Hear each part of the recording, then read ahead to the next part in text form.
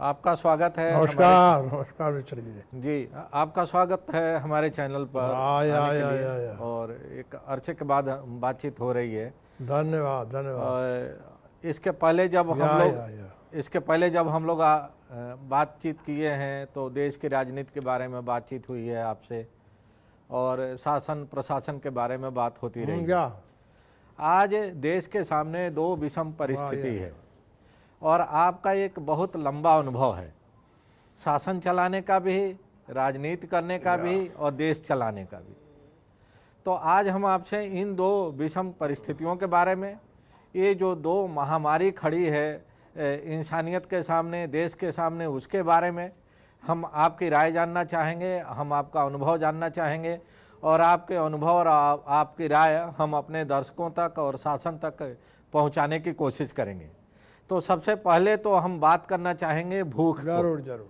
सबसे पहले जो महामारी है वो दो तरह की महामारी है, एक तो कोरोना महामारी है और दूसरी जो भूख, गरीबी और की महामारी है वो कोरोना से भी ज़्यादा विकराल रूप लेती जा रही है। कोरोना तो वक्त के साथ ख़त्म हो जाएगा और कोरोना पर वक्त के साथ हमारी सरकारें, हमारी एजेंसियां, हमारे स्वास्थ्यकर्मी उस पर काबू पा लेंगे। लेकिन जो दूसरी महामारी सबसे बड़ी दिखाई दे रही है दुनिया के सामने और भारत के सामने, वो गरीबी है, गुर्बत और भूख की महामारी है, हंगर की, जिसको लेके आज यूनाइटेड नेशन ने भी चिंता जाहिर की है। तो हम आपसे जानना चाह रहे हैं कि इस कोरोना महामारी के वजह से भारत में जो भूख की महामारी फैलने जा रही है, जो भूख की महामारी भारत के करोड़ों गरीब लोगों को अपनी जद में लेने वाली है, इसको रोकने के लिए, इसमें इसके समाधान के लिए आपके पास किस तरह के सुझाव हैं? देखिए मिश्र जी, एक तो इस बीमारी के बारे में हम बहुत विलंब से हमारी नींद टूटी। यानी दिसंबर में चीन के वुहान में ये बीमारी थी और दो देश यानी साउथ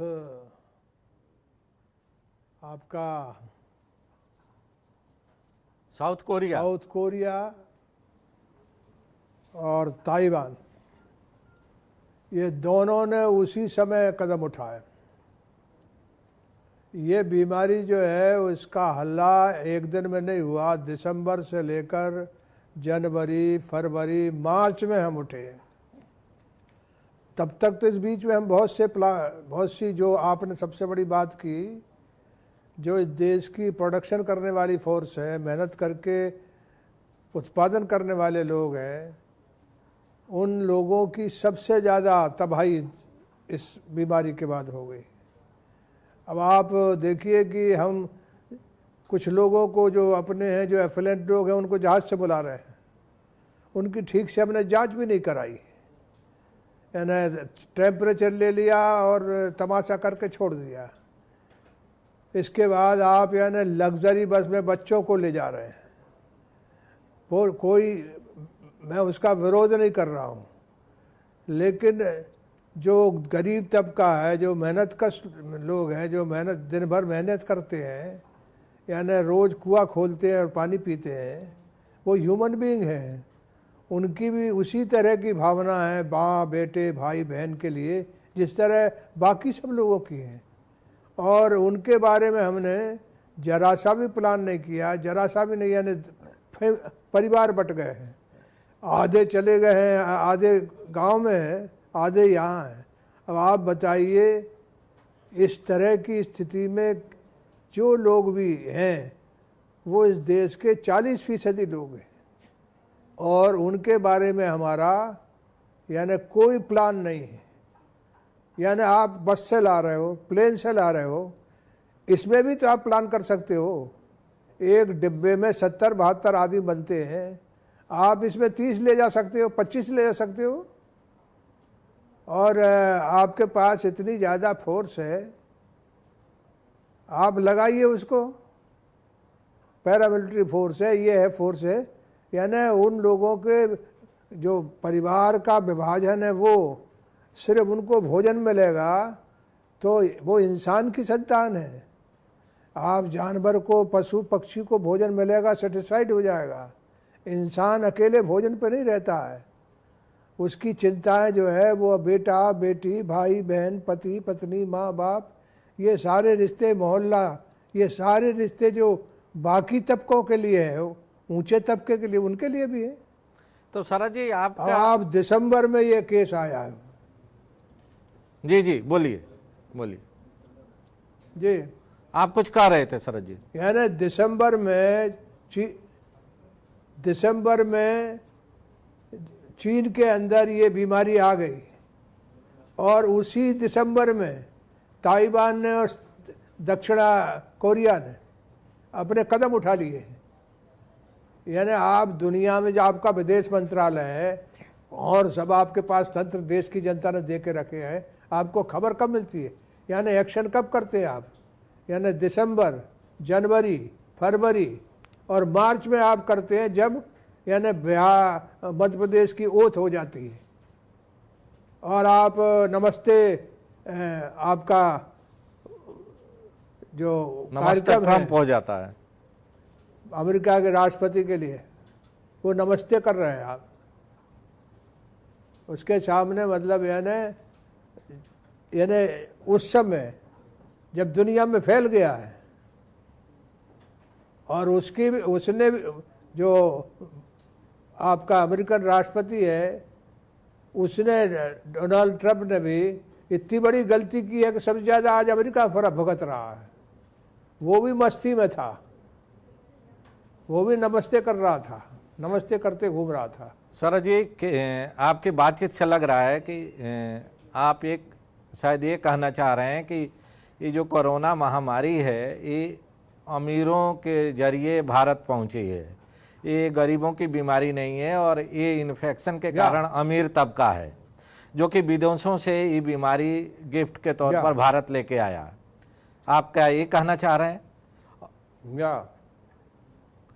हाँ बिल्कुल 100%। ये बीमारी बाहर से आई है और मैं आपको बताना चाहता हूँ कि इंदौर है, इंदौर में 3 लाख दलित लोग रहते हैं, एक में नहीं है कोरोना, बाकी लोगों में बीच में है। ये किसकी बीमारी है? और इस बीमारी के चलते आपने तबाही मचा दी है। जो यानी हैंड टू माउथ लोग हैं, जो डेली वेजेस हैं, जो अपने दिन भर अपने शरीर को गलाते हैं तब पेट भरते हैं, उनको आपने तबाही में डाल दिया। आपकी बात को हम थोड़ा और सप्लीमेंट कर रहे हैं। इंदौर भारत का सबसे स्वच्छ शहर का उसको अवार्ड मिलता रहा है पिछले कई वर्षों से। तो इससे यह बात भी साबित हो रही है कि इस बीमारी के कारण गरीब नहीं है, इस बीमारी का कारण स्लम नहीं है, जिसकी तरफ की पिछले कुछ हफ्ते से सरकारें इशारा कर रही हैं कि स्लम्स में ही बीमारी तेज़ी से फैल रही है और गरीबों में बीमारी फैल गई है, इसलिए उसको रोका जाना जरूरी है। और उसको रोकने का एकमात्र तरीका ये है कि उनको आइसोलेट कर दिया जाए शहर के बाकी हिस्सों से, समाज के बाकी हिस्सों से। क्या आप ये कहना चाह रहे हैं? ना, मैं ये कहना चाह रहा हूँ कि सुभाष खंडेलवाल एक है, वहाँ एक कार्यकर्ता है, वहाँ 3 लाख दलित हैं, उनमें एक में कोरोना नहीं है और बाकी जगह है। इसका मतलब है कि गरीब लोगों में ये बीमारी है ही नहीं, ये तो फैलाई गई है। और यदि मान लो मैं कह रहा हूँ कि दुनिया भर में जब ये फैल गई है तो हमारे देश का जो आदमी जिन्हें रोज़ कुआं खोदना है और पानी पीना है, उनके बारे में सबसे पहले चिंता करना पड़ेगी आपको। और यदि आप चिंता नहीं करते तो असली देश तो वो है। तो शरद जी आपके मुताबिक आप जो है वो ट्रेन बंद कर दिए क्या? शरद जी आपके मुताबिक किस तरह के माने होना चाहिए, क्या निर्णय लिए जाने चाहिए, किस तरह की स्ट्रेटजी बननी चाहिए? मैं ये कह रहा हूँ, मैं ये कह रहा हूँ सबसे पहला सवाल तो ये है कि जो उद्योग धंधे, जैसे मान लो नौजवान, किसान, व्यापारी, उद्योग, यानी कौन सी चीज़ है जो तबाही न हो गई हो। अब उस तबाही में यदि सबसे ज़्यादा कमज़ोर और लाचार और बेबस का यदि कोई लोग है तो वो ये डेली वेजेस है, ये मतलब यानी बाहर गए हुए मजदूर हैं। तो इनकी पहले चिंता करिए। आपके पास इतनी ट्रेनें हैं तो मैं कह रहा हूँ कि डिस्टेंसिंग जन जन के बीच जो दूरी है तय करके उनको क्यों नहीं घर पहुँचा रहे आप। यानी आप इस बच्चों को पहुँचा रहे बहुत अच्छा, आप बाहर से लोगों को ला रहे बहुत अच्छा, लेकिन ये जो लोग इंसान हैं जिनकी सबसे ज़्यादा चिंता हमको करना चाहिए, जो सबसे ज़्यादा इस देश के उत्पादन की ताकत है और सबसे कम यानी आवश्यकता, उसकी आवश्यकता में यानी सबसे कम चीज़ें आपके देश से वो लेता है, और उसकी तबाही मची हुई है। वो कई लोग तो पागल हो गए, रास्ते में चल रहे हैं, आप उनको मुर्गा बना रहे हैं, उनको लाठी मार रहे हैं। सर जी, आप तो सरकार में रहे हैं, केंद्र सरकार में और कई विभागों के मंत्री रहे हैं, और सरकार का दावा है कि वो पब्लिक डिस्ट्रीब्यूशन सिस्टम के जरिए इन सभी गरीबों को राशन मुहैया करा रही है। तो क्या आपको लग रहा है कि सरकार का ये जो निर्णय है ये पर्याप्त है गरीबों की इस दुर्दशा को देखते हुए? और मैं ये कह रहा हूँ उसमें भी मेरे पास खुद ये डिपार्टमेंट रहा है। ये देश का तंत्र इतना बेईमान है कि उसके पास, गरीब आदमी के पास जो हम लोग फैसला करते हैं वो नहीं पहुंचता है।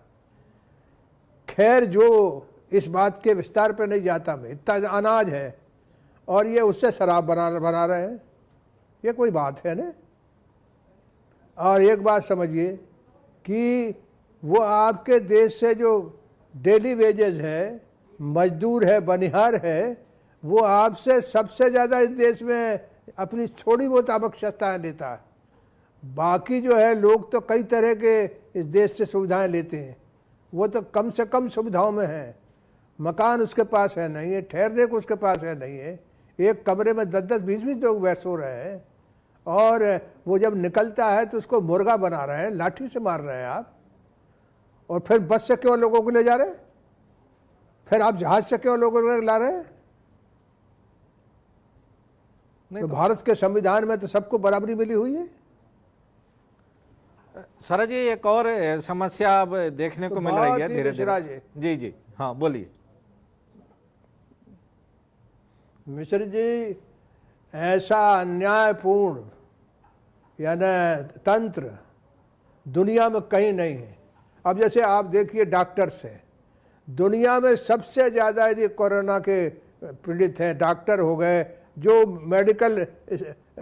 मेडिकल फोर्स है या मेडिकल फैटर्निटी है, सबसे ज़्यादा कोरोना से वो पीड़ित है। आप उसको सुरक्षा के इंतजाम भी नहीं कर पाते हैं।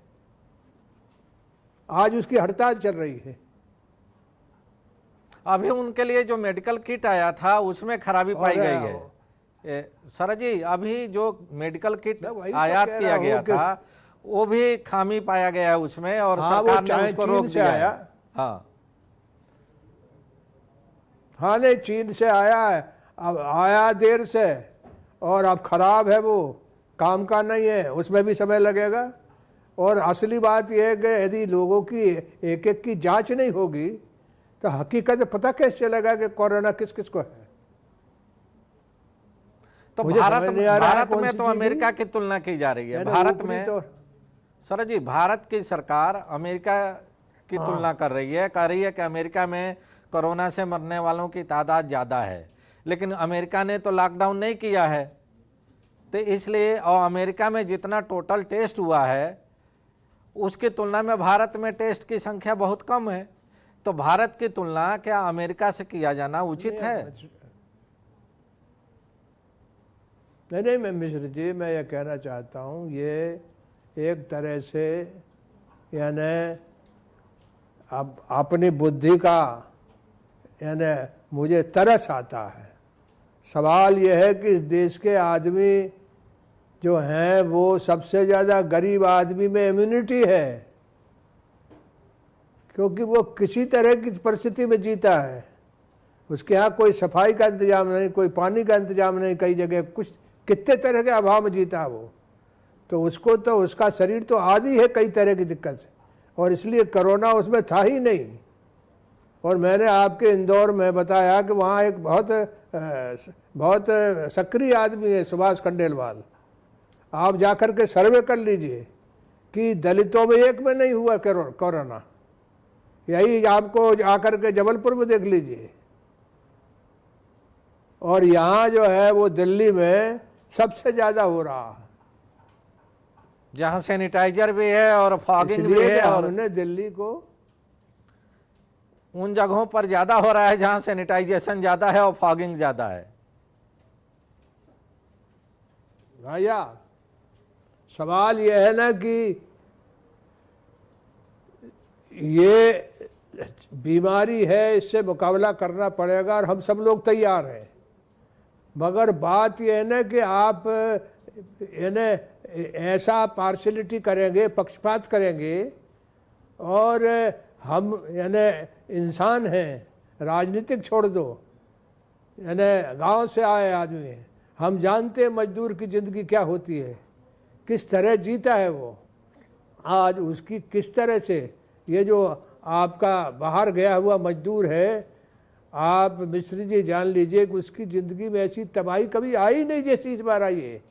आप किए नोटबंदी, वो सबसे ज़्यादा तंग और तबाह वो हुआ, जीएसटी के चलते व्यापारी तंग हुआ, यानी नौजवान, व्यापारी, उद्योग, किसान, आपका दलित, पिछड़ा, कोई तबका नहीं है जो आपने तबाही में नहीं डाल दिया हो। और देश की इकोनॉमी ठप है पूरी तरह से, इंडस्ट्री बंद हो गई, यानी उसमें भी रास्ता निकालना चाहिए थे। और मैं कहना चाहता हूं कि मेरा अनुभव जो है, जो ब्यूरोक्रेसी हमारी है, हम लोग तो मतलब यानी एक जो समस्या है उसको बता सकते हैं, लेकिन उस समस्या को ठीक से यदि ज़मीन पर उतारना है तो इस देश की ब्यूरोक्रेसी बड़ी काबिल है। हम ठीक से यदि काम उससे लेते तो वो सारा इंतजाम कर सकती थी। यानी मेरा अनुभव ये है कि हम लोगों को जिम्मे जो है वो हमें समस्या से मत पता चलती है, हम रोग बता सकते हैं, लेकिन उस रोग का उपचार वो ज़्यादा अच्छे से कर सकते हैं। तो शरद जी, क्या आप चाहते हैं या आपकी राय है कि सरकार को इस मौके पर एक ऑल पार्टी मीटिंग बुलानी चाहिए, और जितने भी अनुभवी लोग हैं जिनको कि एक लंबा शासन का ज्ञान है, उनकी राय लेनी चाहिए इस महामारी से निपटने में? नहीं, मैं आपको श्री कहना चाहता हूं कि 70 बरस में पहली सरकार है जो मतलब मीटिंग बुलाने में जिसको दिक्कत होती है। और मैं आपको कहूं कि जो लोगों को अनुभव है, जैसे मान लो आप जो है वो पब्लिक डिस्ट्रीब्यूशन सिस्टम है, वो बहुत डिफ़िकल्ट चीज़ है। वो आपको मतलब यानी पॉलिटिकल पार्टी से लेकर के, वर्कर से लेकर के सबको मोटिवेट करने के बाद आएगा। तो आपकी बात सही है कि एक बार भी इन्होंने जो बुलाया है, अब जैसे मान लो अपोजिशन लीडर बुला लिए, अपोजिशन में यानी अपोजिशन के जो हर पार्टी का नेता है, अरे उसके पार्टी का अध्यक्ष जो है वो जानता था, उसको बुलाना था। लेकिन जिनका अनुभव है उनके बारे में तो इनका कोई, उनकी पार्टी में बहुत से लोग अनुभवी लोग बैठे हुए हैं, लेकिन उनके साथ बैठ के कोई बात करेगा तब ना। तो आपको लगता है कि अगर ये संवादहीनता की स्थिति खत्म हो, शरद जी, आपको लगता है कि अगर सरकार के लेवल पर संवादहीनता की स्थिति खत्म हो तो स्थिति और बेहतर हो सकती है? बिल्कुल, यह संवाद नहीं है तो लोकतंत्र कहाँ है?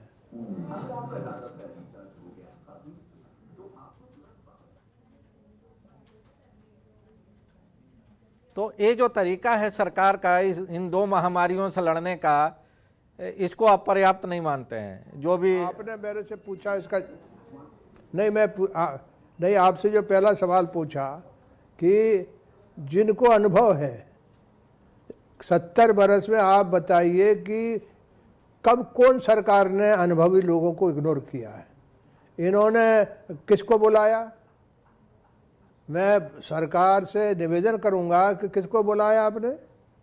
आप बुलाते हैं जो लीडर हैं सदन में। अब जैसे मान लो आप सीपीआई है या सीपीएम है, तो सीताराम येचुरी जो है उस पार्टी को, मतलब वो पार्टी का ढांचा लीडर ओरिएंटेड नहीं है, पार्टी ओरिएंटेड है। इसी तरह सीपीआई का है।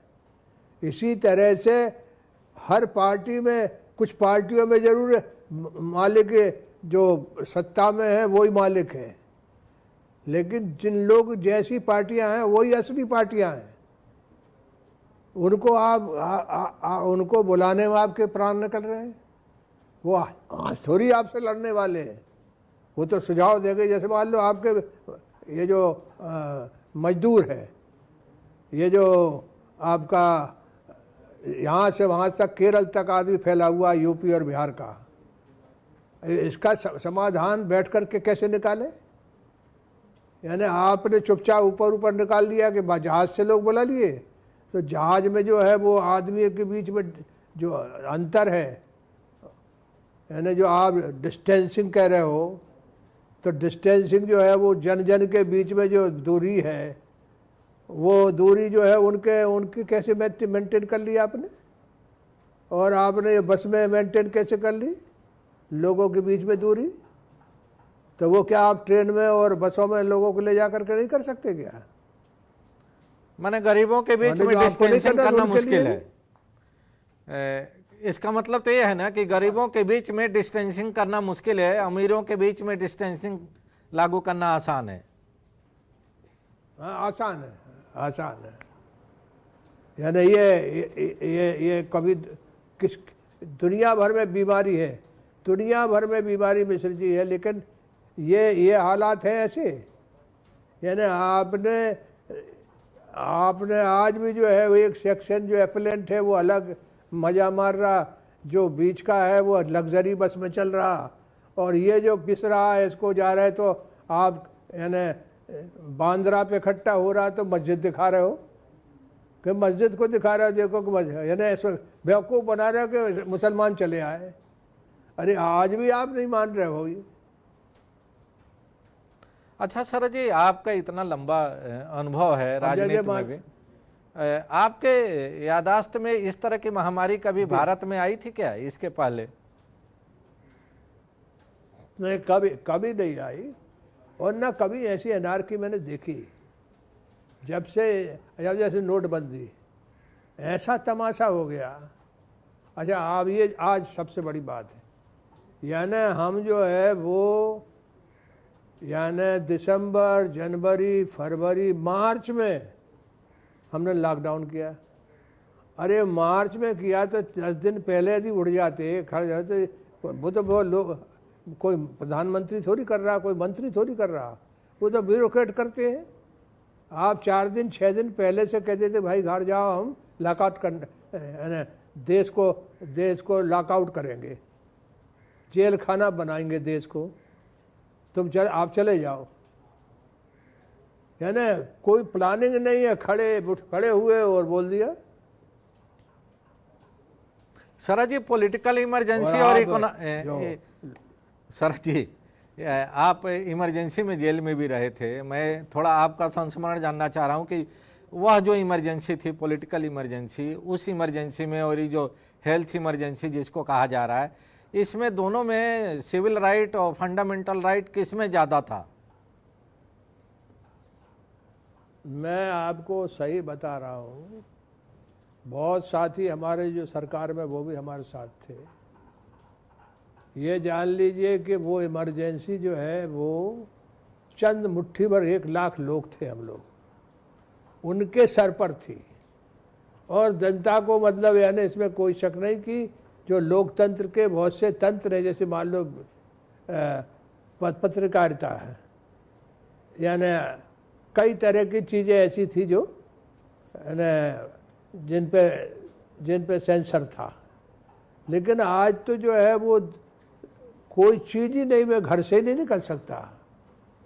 अब घर से निकलूँ तो मतलब यानी मन बना लूँ कि घर से निकलना है, तो वो संभव ही नहीं है। अब मुझे आज जाना अपने घर अपने बेटी के यहाँ, मुश्किल है मेरा का जाना, क्योंकि वो रास्ते में पुलिस वाला और तो कुछ करता नहीं है। हजार डिस्टेंसिंग जो है वो जिनके घर पर घर हैं, परिवार हैं, उनके हो रहे हैं। लेकिन मिडिल क्लास में भी कई ऐसे लोग हैं जिनके पास हैंड टू माउथ है, जो सुसाइड कर रहे हैं। यानी इस बीमारी से ज़्यादा लोग भूख से मर जाएंगे। मैं जो कह रहा हूँ कल आप देख लेना। तो इसका मतलब साफ है कि भूख है। और मेरी सरकार से अपील है कि ये देश अलग है, ये अमेरिका नहीं है, ये यूरोप नहीं है। इस देश में 40-50% लोग गरीब हैं। इसको हमेशा दिमाग में याद रखना चाहिए। हजार वो कुछ बड़े इंतजाम के उनको ठीक करने के लिए कोई इंतजाम आपको नहीं, आप तो सिर्फ उनको अपने घर पहुंचाइए। बहुत बहुत धन्यवाद शरद जी। बाकी लोगों को पहुंचाए, उनके घर के जो दो हिस्से हो गए उनको एक हिस्सा बनाइए।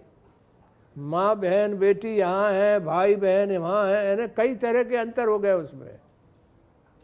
तो वो इंसान नहीं है क्या? शरद जी बहुत बहुत धन्यवाद, आपने बड़ा महत्वपूर्ण सुझाव दिया और अपनी बात रखी हमारे चैनल से, इसके लिए बहुत बहुत धन्यवाद। Thank you.